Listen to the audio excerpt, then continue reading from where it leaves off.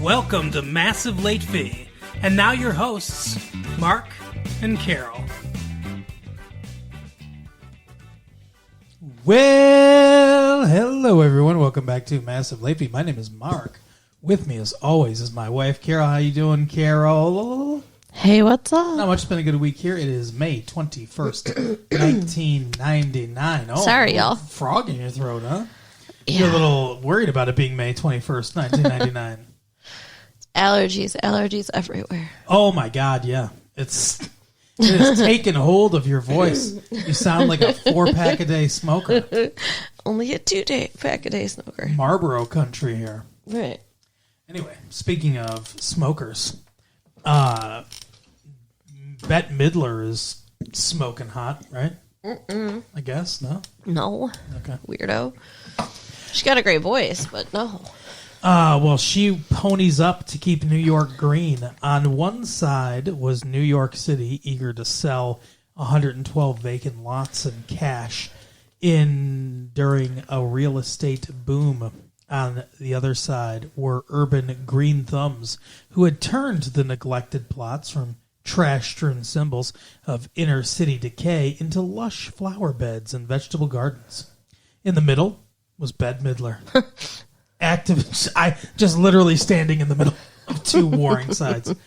Activists dressed as ladybugs and sunflowers protested outside City Hall demanding the city keep the land for the masses. Mayor Rudolph Giuliani told them this isn't communism, suggesting that they buy it themselves. Rudy Giuliani, best known from that episode of Seinfeld where he eats yogurt. Do you remember that? I do not. No. When he was running against David Dinkins or whatever. That's weird. That's a good episode of Seinfeld. Let's see. Was he the mayor in the episode? Yeah, well, no, he's running for mayor in the episode because this is when he was running for mayor. Okay. He's the mayor now. Meanwhile, the New York Restoration Project, founded by Midler, decided to step in. She offered $250,000 of her own money and $1 million from her group to buy 51 gardens. Wow. The nonprofit Trust for Public Land offered another $3 million for six T others. It says 6, the letter T, and then others. Weird. Yeah, it's weird. The $4.2 million total exceeded the $3.5 million the city hoped to get at the auction. Still, not all the gardeners were grateful.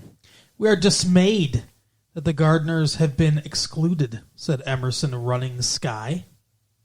Okay.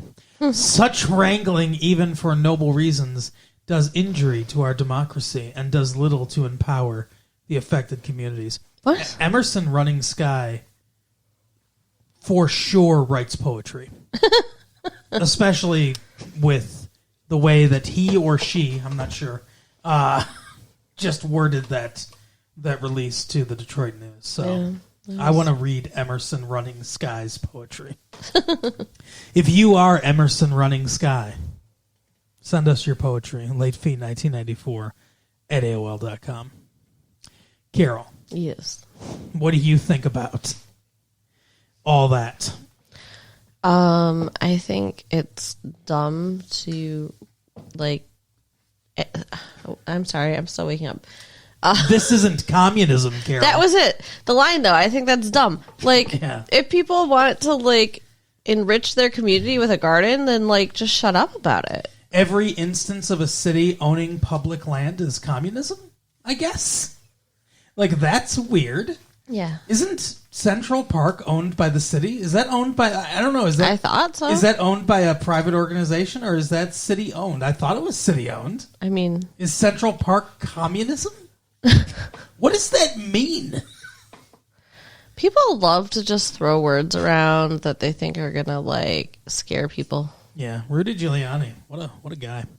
But speaking of winners and losers, Mademoiselle magazine polled 2,000 women in their 20s to rate fashion tastes among celebrities.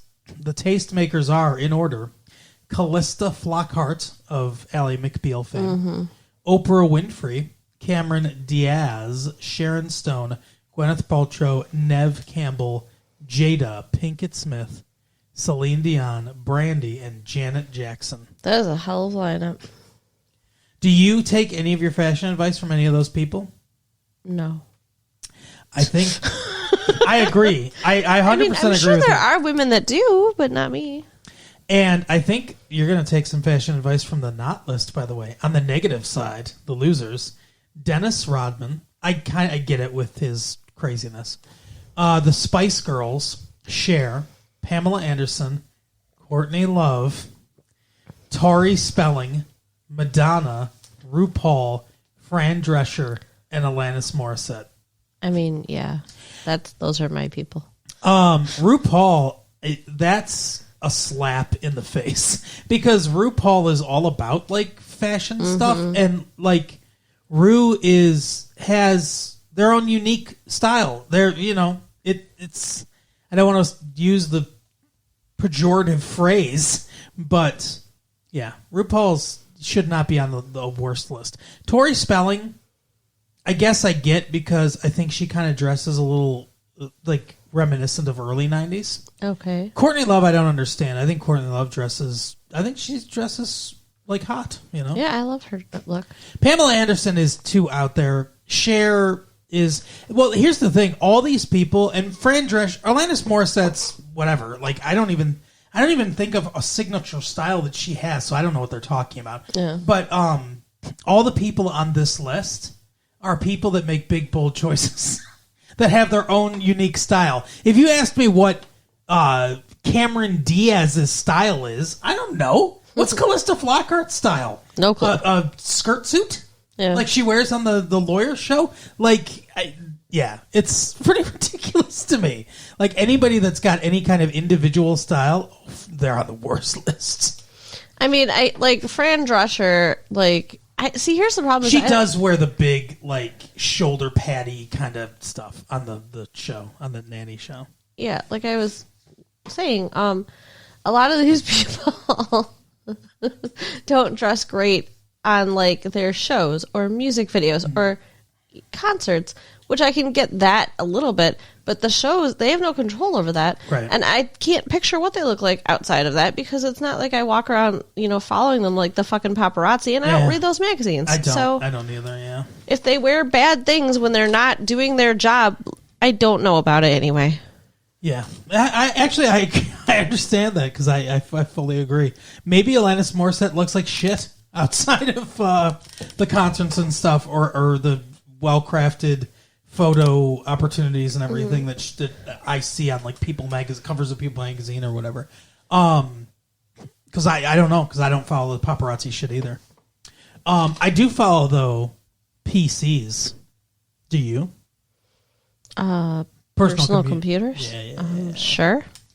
Yeah, and for those of you that don't know, for those of you new to the show, the Detroit Free Press always has PC at the @ symbol home, and they talk about computers. So I like to read some of these things. This one says, "Burn those folks who use cookies." So I don't know if you guys know what cookies are, but surfing the web is like living in a glass house. Much of what you do goes unnoticed. Those who run websites use devices called referrers and cookies to see what we search for, where we go, and what we buy. These give the information to websites, market researchers, and ad agencies. Most browsers let you control whether you want to accept cookies. With Netscape's browser, find it under the Edit part of the toolbar, then look in the Advanced category. Problem is, shutting off the cookie acceptor shuts off your access to some sites. It does, and your ability to save some information on those sites. Exactly. So, you can go to a place called intermute.com, and for $19.95, or you could get a 14-day free trial copy. The software lets you restrict cookies and other things, including Java applets, big, heavy applications that make websites scroll and move, banner ads, and background music. So, check that out. But yeah, apparently cookies are not just delicious, they're also violations of your privacy. Well, and they can slow your shit down if you have too many cookies and stuff. Yeah, I don't like it. Yeah, I'm not I like to read that page, the PC at home thing, because I'm not super familiar with computer stuff. I'm trying to educate myself on what is apparently the wave of the future. Hey, ladies, are you looking to level up your man's summer grooming game? Well, look no further than our friends at Manscaped. Get him ready to flaunt that beach body with the Performance Package 5.0 Ultra, the secret sauce for that perfect beach babe look. With our exclusive offer... Got the secret sauce. Yeah, he does. Visit manscaped.com, use code LATEFEE20. Yes, you got it. All right. And enjoy 20% off plus free shipping. Don't let him be the only one at the beach missing out on smooth sack summer. Show him some love and upgrade his grooming routine with Manscaped. Okay, ladies. I got to tell you, we were gifted some of these products. And they're amazing. Yeah. I mean, it's kind of just leveled up our game. Yeah. And... they didn't even say to say this, but, I've used it too, and it works well for me too. So, ladies can use this. It makes your clitoris look larger too. Dear Lord, why would you say that? Oh my God, now I'm never going to use it again. No, I'm just joking. No, you know how I'm just joking. I'm traumatized. Do you know how they say if you shave a guy for shaves that it makes his penis look Yes, bigger? I know the joke. It was a joke based on that. It's not real, ladies. But anyway, they've got like this nice deodorant stuff that makes it smell good, and they even have like other products like for the nose trimming and nose trimming, ear trimming. Ladies, you might use that stuff too. Yeah. So I have a veritable forest. Not anymore. No, it's all gone now. Now it's a barren wasteland. It's a nice even meadow. Now it looks like McDonald's went through there and leveled and slashed and burned the whole thing. Oh my God! So they can have cow farms or whatever they do to the Brazilian rainforest. Wow. Okay. So get 20% off and free shipping with code LATEFEE20. Yes. At manscaped.com. That's 20% off and free shipping with the code LATEFEE20 at manscaped.com. Trust me, ladies, it's a gift for you before it's a gift for him. But speaking of the wave of the future, Carol, this week we watched Star Wars Episode 1, The Phantom Menace. This is the one you've been waiting for, everyone. The new Star Wars. This is the most hyped movie ever. We stood in line for a long time to see this on opening weekend. It was a crowded theater full of very excited people who were dressed up and everything. Lots of oohs and ahs at the appropriate parts. Carol, I have 2 notes. Only? Yeah, I have 2 notes that I wrote about this movie. Oh, okay? no. The first note is the sound of this movie is incredible. Yes. Ben Burtt is back. He's the one that came up with the R2D2 thing and the and all that stuff and the lightsaber sounds and everything sounds so real and visceral, and it's great. John Williams, of course, is back. The big centerpiece music is Duel of the Fates, one at the climax of the movie. Everything about the sound design and the sound of this movie is fantastic. It brings you back to that earlier time when Star Wars first came out. It's both nostalgic and cutting edge for the future. It pushes Star Wars in a bold new direction. It is fantastic. And the second note I have is I hate this movie. Wow. I hate almost everything about it. I hate the structure. I hate the pacing of the movie. I hate some of the character decisions. The movie falls down at a writing standpoint. This movie is a mess. Yeah. Yeah, I didn't love it either. I wouldn't go so far as to use the word hate. It's getting a lot of very positive reviews somehow. It's obviously making a lot of money. We knew that would happen no matter what. I was baffled at some of the decisions made in this movie. Like I said, we saw it in a movie of very excited people that were all cheering and happy about everything. And I felt like I was on an alien planet. There were some things that were good about the movie. I mean, I'm being reductive and funny, although you didn't laugh as much as I thought you would, at my my little setup of like the sound design being the only good thing about the movie. The visuals were stunning, fantastic. Yeah, it's a beautiful movie. All the stuff on the technical side of things is basically perfect. Yeah. Like, it's spot on. I mean, there's the underground or underwater cities. Beautiful. Yeah. Like, there's a ton of beauty in this movie. Oh, for sure. Yeah, and it's really done well.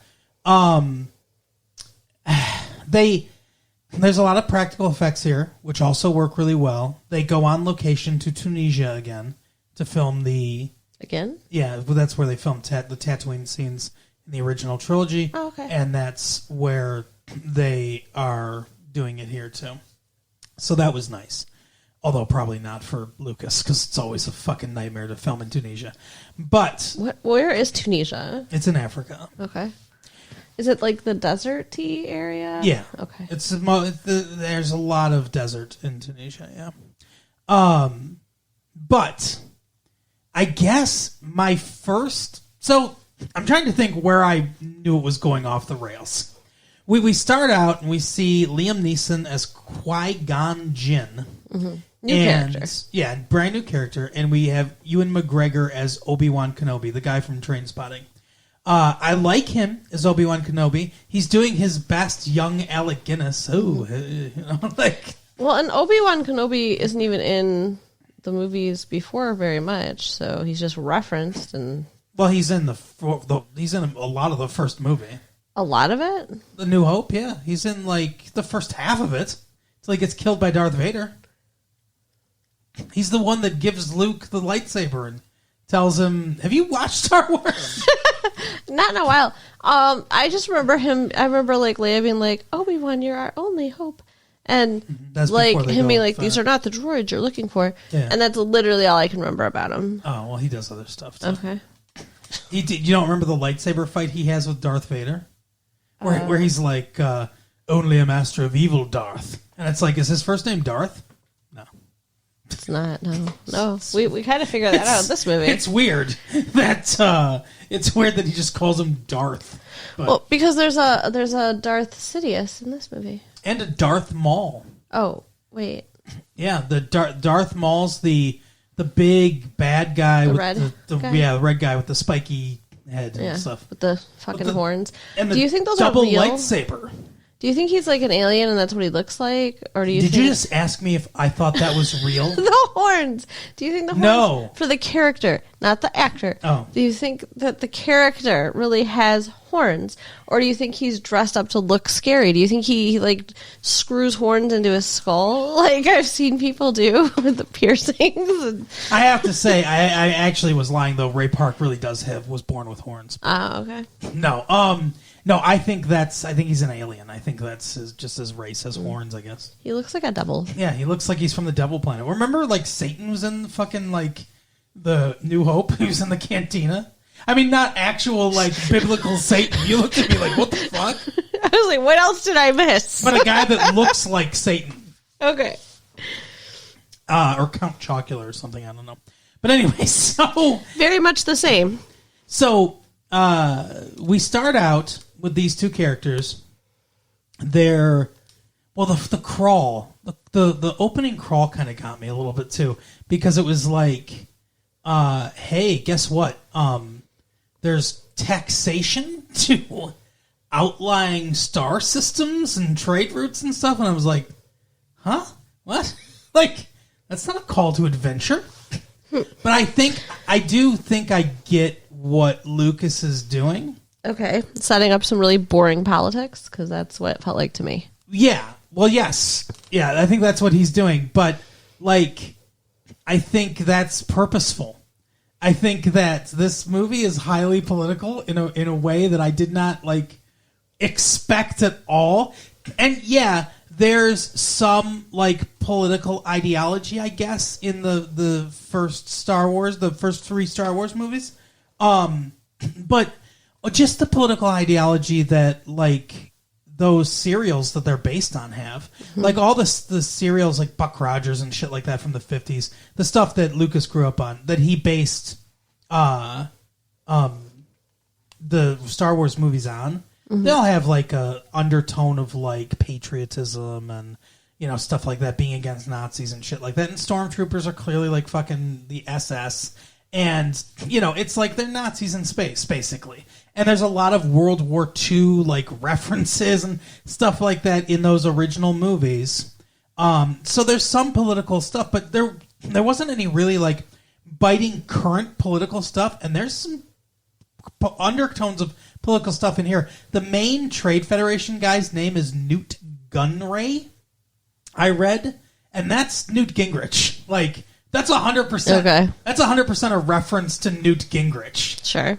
Speaker of the House, and then that Chancellor Valorum is supposed to be Clinton. Oh, okay. Run by the bureaucrats, I guess, according to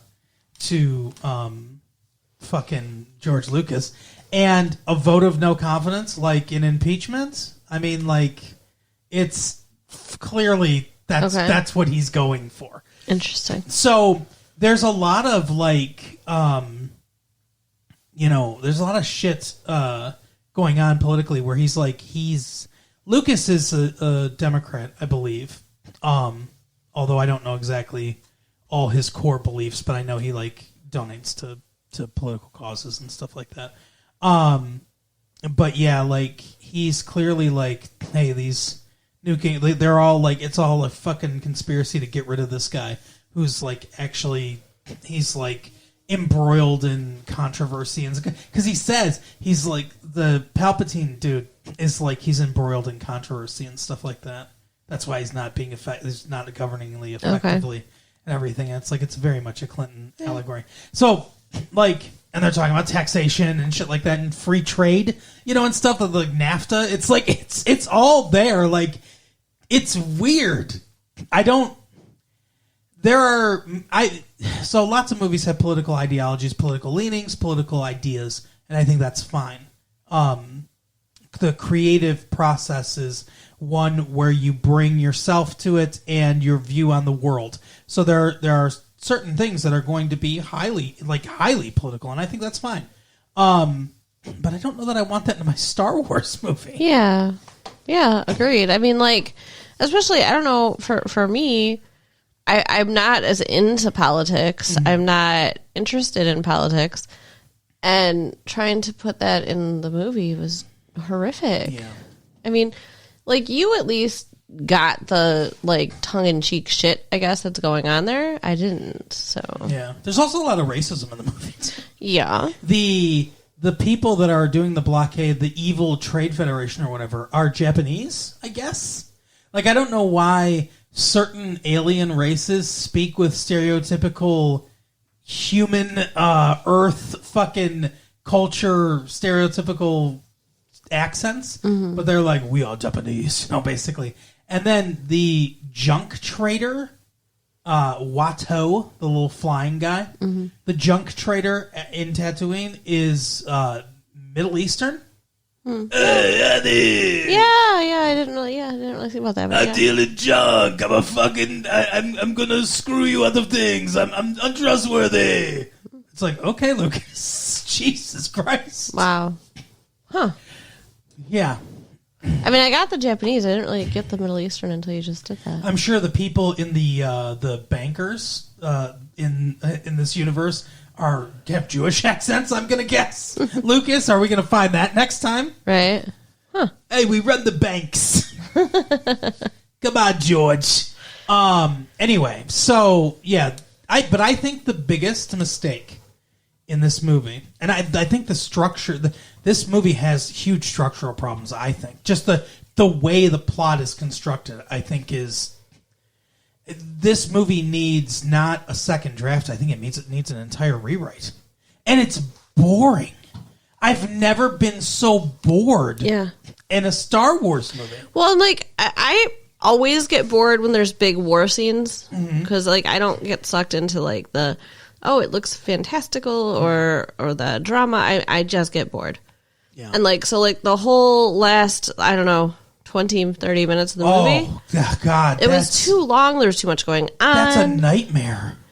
Like, the only thing I really was interested in was the fight with Obi-Wan and the other dude. Darth Maul. And the other... Qui-Gon. The one who... Qui-Gon Jinn. Yeah. Qui-Gon, yeah. Like, that was interesting. Liam I Neeson. liked the music there. I liked the visuals there. Having the... like force fieldy things, like trapping them and stuff like that was cool. You know, it's a stupid little nitpicky thing though. Huh. There's a very quick scene at the beginning of the movie where they're fighting these like destroyers or whatever they call them. They're out fighting robots because they don't want like the Jedi to just like kill a bunch of people, so they're fighting machines. But they're like, oh, we got to get out of here, and then they just run off real fast. Which apparently is something called a force dash or whatever. And they just go real fast, right? And then when they're in that scene where they're being separated by those things, I was like, oh, if only Obi-Wan ever displayed some property where he could run really fast. Right. That would have helped. But he can't in that situation for some reason. Well, I think perhaps he was holding him back because he didn't want to accidentally run into the force field thing and get hurt. Maybe you only get one of those force dashes in your life. Maybe. But anyway, so that end stuff, that's some of the worst part of the movie. Like, okay, I understand what this is. This is ramping stuff, but this is. Does George Lucas have the sensibility of a child? Like, I don't want to be... I'm not trying to be reductive about him or whatever, but, like, the first movie, there is one big... They call them set pieces now. There's one big action set piece. It's the trench run, that big thing. That's the one thing that happens. In Empire Strikes Back, second movie, there are two things that happen. There's the big chase trying to get Han Solo escaping Cloud City, shoot. And there's Luke fighting with Vader. In the third movie, there are three. And I maintain, now, Return of the Jedi is not the best Star Wars movie, although it might be my personal favorite. But I maintain that the end of that movie, the third act of that movie, is maybe the best third act of any movie ever. And certainly any Star Wars movie ever. There are three things going on. There's the space battle against the Death Star. There is the war happening on Endor, and there's the lightsaber battle, the Emperor Vader, Luke in the throne room and everything. And each one is given just enough time. And we cut. The editing is really good in that movie. We cut just at the right time, to kind of like ramp tensions, and it keeps getting until we reach the climax of everything, right? In this movie, there's 4. Yeah. And 4's too much. Like, in the next movie, is there going to be 5 things happening at once? Like, 4 is too much. There's the lightsaber fight, which is, like you said, pretty much the only really compelling thing. There's the fish people and their fight with robots on a grassy plain. Which I should care about, but I don't. Which is just a distraction from... Well, it's hard to care about because, like... They have force fields. Like, if we saw a bunch of them, like, dying and shit like that, I might care about it, but we don't really. Right. So, there's that battle. There is the space battle where Anakin Skywalker accidentallys himself into helping out, that's another big problem in the movie. And then there's them running through the city trying to get Gun Ray, and stop the, what's going on with the invasion of the city. If she signs this treaty, it makes their invasion legal. Like, she says, like, oh, I wanted them to come and invade us. And is anyone going to believe that? Why couldn't she just sign that and then go to the Senate and be like, yeah, they forced me at gunpoint to sign this? Also, are they going to kill her? Like, because if they are, just forge your signature. What is going on? Yeah. I don't understand the politics of this movie. That's another big part of the movie. But to me, and I don't know if you agree or not, the worst decision in this movie, the thing that really bogs this movie down, is teeny tiny baby Anakin Skywalker. Okay. Little Annie, as they say. Annie, are you okay? Do we even know that his last name is Skywalker? Yeah. They say it several times. Shmi Skywalker is his mom, and Anakin Skywalker. Because at one point, Qui-Gon Jinn literally goes, Anakin Skywalker, meet Obi-Wan Kenobi. Oh, yeah. And then they shake hands and shit like that. So, why? I get it. They want to separate him from his mom. That made me cry. Because that emotional thing is going to turn him evil. And I guess it's more impactful if he's like 10 as opposed to him being like, whatever, 14 or 15 or 16, because it's so much more natural to leave your home. But like, I don't know if like she's a slave. Like they're both slaves. Like I think if he was 16 and he has to leave his slave mother to a brutal slave owner, it would still be emotionally impactful. Sure. I think you could still turn evil then. Yeah, I guess. But I think it is more emotionally impactful when he's a child. Also, I like Liam Neeson, and I like Qui-Gon Jinn in general as a character, I guess. Mm-hmm. But, like, why? Why does he exist? Does he Qui-Gon Jinn. Does he exist just so that Obi-Wan can get mad? Because all the stuff he does, Obi-Wan should do. Let me ask you a question. Who's the main character of this movie? Anakin. Is he, though? Everything that happens to him happens by accident. He has no agency. He doesn't do anything in the movie. He blows up that ship, but that's all an accident. He's like, ooh, let's try spinning. That's a neat trick. He blows up a ship and goes, this is pod racing. And it's like, no, it's not. Well, he's a child. I guess that is a little kid thing to say, though. Because, like, he's fucking obsessed with pod racing. You know, kids are always like, let me tell you, like, they equate everything to that one thing they're obsessed about. Mm-hmm. And that's 100% what he's doing. But I mean, if not him, then Obi-Wan, I guess. But Obi-Wan doesn't do anything either. So you think Qui-Gon? Obi-Wan stays on the ship. I don't think there is a main character. I think that's the problem. We don't have... So, it should be Obi-Wan Kenobi. Obi-Wan Kenobi should be the main character of this movie. Because he's our bridge from this time to the other time. But I don't know if George Lucas was like, I don't know if I want to risk everything on Ewan McGregor, or whatever. Because he brings in Liam Neeson, veteran actor, fucking Academy Award winner, Schindler's List. Couldn't he have just been Obi-Wan? No, he's too old. Oh, because Obi-Wan's, there's like 30 years between this time and the other time. So, like, yeah, he would have been too old at the time. So, yeah, I don't know. Like, I like the character, I guess. Here's the thing, though. And obviously there's, we've already gotten to the spoilers. There's spoilers all around for this stuff. They kill Darth Maul at the end of this movie. Yeah. I had one more thing to say about this, though. Oh, go ahead. You know that these are all based on comics or novels or something. Like, there's an actual story that this is telling that already exists. No, there's not. Yeah, huh? What are you talking about? There might not have been at first, but at this point there is. So maybe Qui-Gon exists in the already written out story, and that's why. Okay, I don't know what you're talking about. Okay, whatever. Just because you don't know doesn't make it not true. I'm not... Okay. I think what you're talking about is the expanded universe of novels and stuff like that they've written in the interim. But, like, this story didn't...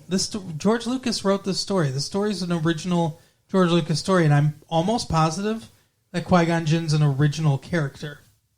Like, I don't think he's in any of the novels. Yes, they do have novels where there's the Old Republic and stuff like that. I think there's one with some guy named, like, Grand Admiral Thrawn or something like that. There are expanded... I've never read any of them, but I'm aware of their existence.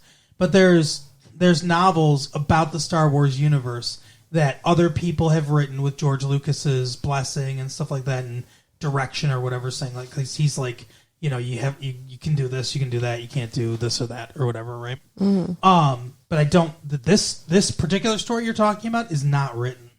Okay. He's writing this now. Okay. Sorry. Never mind. That's okay. But so, what was I saying? I don't remember. Oh yeah, they kill Darth Maul. Mm-hmm. That's a big mistake, I think, because like we barely get anything out of this. Like he's the most visually interesting looking character, and I'm like, oh, this guy's a fucking threat and shit like that and everything, right? And it's like, ooh, where's this going? Like, he's got cut in half? Oh, okay. I guess not going anywhere now. I guess that's it then. Like, he killed Obi-Wan Kenobi's master. Keep him alive.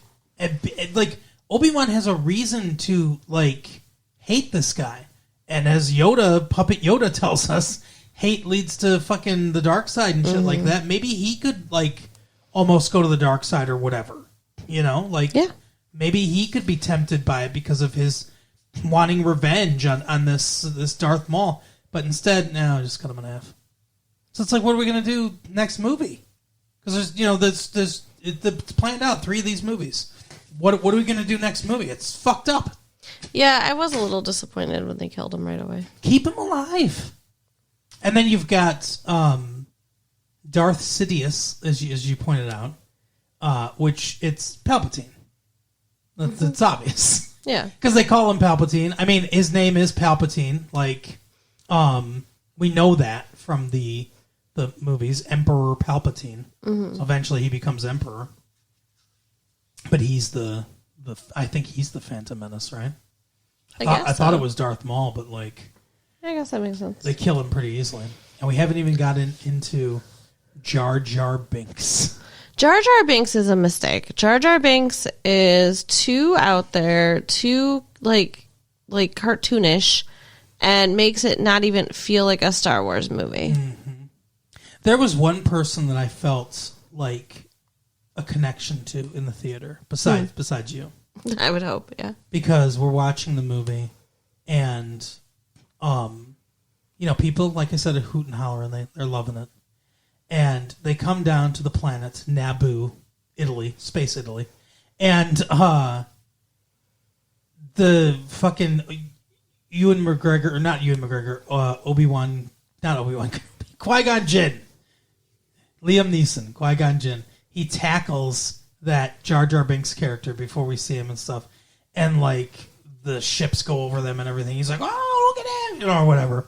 And I heard someone near us go, "Is this a Star Wars movie?"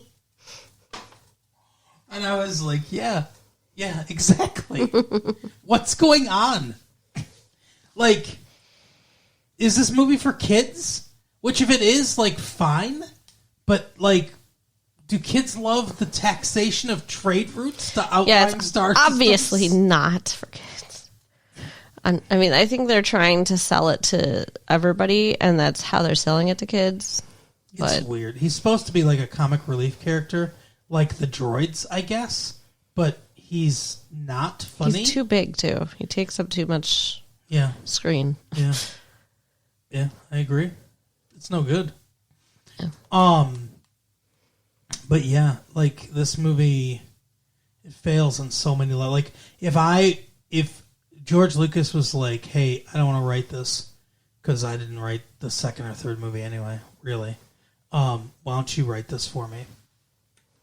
This is not what I would have written. Like if he showed me this and he was like, "These are the ideas that I have," I would have taken some of this maybe, but I would have like fucking destroyed a lot of it. We would have gone back to the drawing board and did a lot of other things. See, that's a question that I've had too, is like, okay, George Lucas created Star Wars. Yes. And you're saying he mostly did the first movie and not the second and third movie? Correct. He wrote and directed the first movie. And then in the second movie, he kind of like made himself the executive, basically. Because he retained all the rights to the... the studio had such a little faith in this movie that George Lucas was like, well, instead of taking a salary, can I have the the rights to these sequels and merchandising rights? And they're like, yeah, go ahead. And so he just made billions of dollars off that. But he kind of put himself in the executive role because he self-financed and he made the studio and made the sequels and everything. So Irving Kershner directed the next movie, and Robert, I think, Marquand, directed, I think that's his name, directed the third movie, and Lawrence Kasdan wrote the second and third movie. Okay. So the first Star Wars movie was a good movie. Mm-hmm. And George Lucas did all of it, basically. Well, he did the script, he wrote the script and he directed it, and although a lot of people say that movie was saved in editing too. Okay. Why does this movie suck so bad? My curiosity was he too involved or not involved enough? But I think he was too involved. I think he's at the point where, because in that first movie there were restrictions. He had good ideas and stuff like that and everything.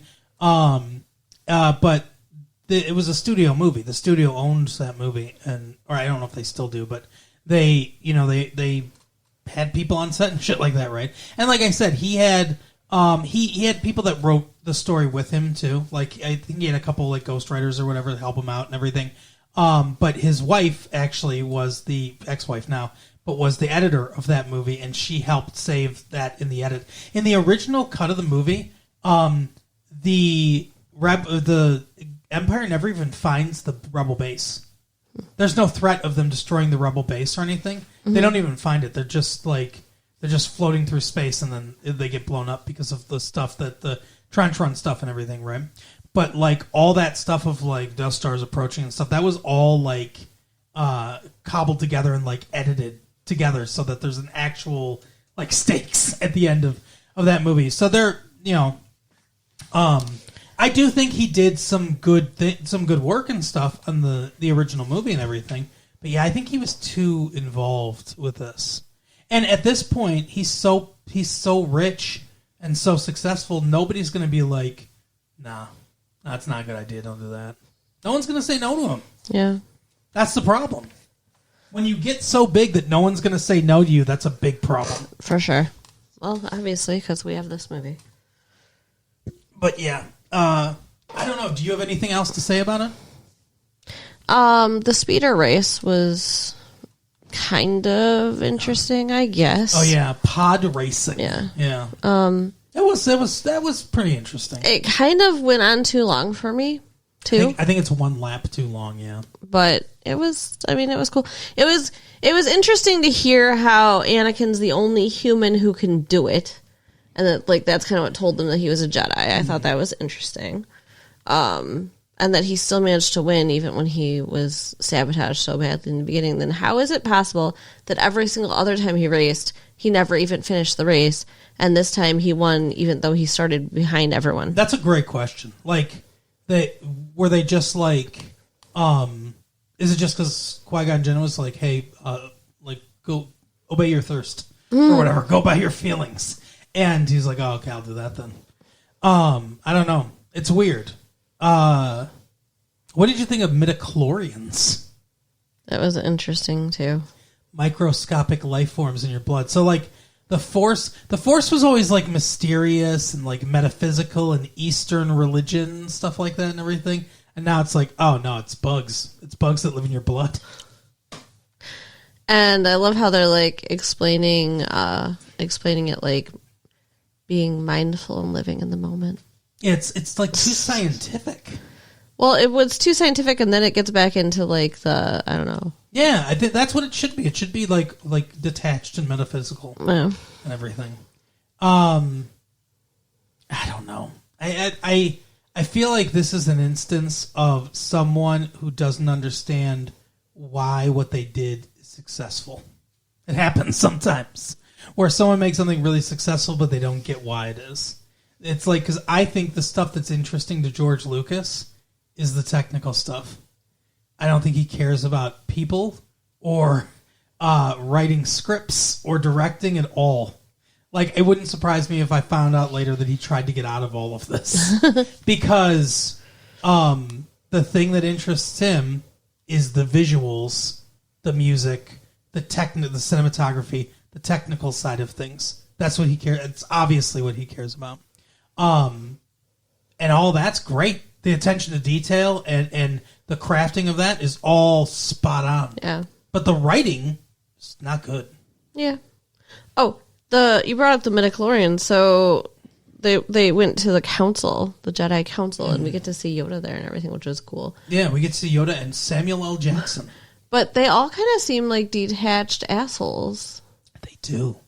And they're like, hey, virgin birth, Savior's here, and they're just like, yeah, no, he's too old, sorry. Yeah, that makes no sense. Well, how young do you have to be? Like, I remember when they were like, Luke, you're too old or whatever, and he was like 20 or something, right. So I guess I kind of get that. But it's like, this kid's like 6. He's like 10 at least. What? How young do they get these fucking people to train them as Jedi? As fetuses? Right. Yeah, it's kind of crazy. Yeah, but they do seem like detached assholes. And I don't know if he's trying to tell a story of like, hey, the Jedi are like, whatever. Maybe the Jedi are the bad guys. Maybe. They're allowing slavery to exist on this planet. Well, the Jedi don't allow that. It just is. But they're supposed to be the as it says in the thing, they're the purveyors, the guardians of truth and justice or whatever in the galaxy. Like, what the fuck? That's a big ass title. Oh, I don't know. Do you have anything else to add? I guess not. No. Honestly, if you're gonna see it, see it in the theater. Well, yeah, because obviously. it enhances it seeing it in the theater. It's a Star Wars movie. Well, and you're gonna see it, and there's gonna be more, so you may as well see it in the theater now. I hope the next one's better. Yeah, me too. Lucas, get somebody to help you. Get somebody to help you do the stuff and make better movies from here on out. This movie was so boring. It really, really, really was. It's more than 2 hours. It shouldn't be boring. And it's got all the crazy shit to look at. It shouldn't be boring. No, but it was horribly boring. Yeah. But that is the episode for the week. Carol, tell people where they can scream at George Lucas. So you can write us at latefee1994 at AOL.com. Mm-hmm. Check out our website at www.retrolatefee.com. Yes. And share the tapes with your friends. I'll see you next time. Bye. Bye.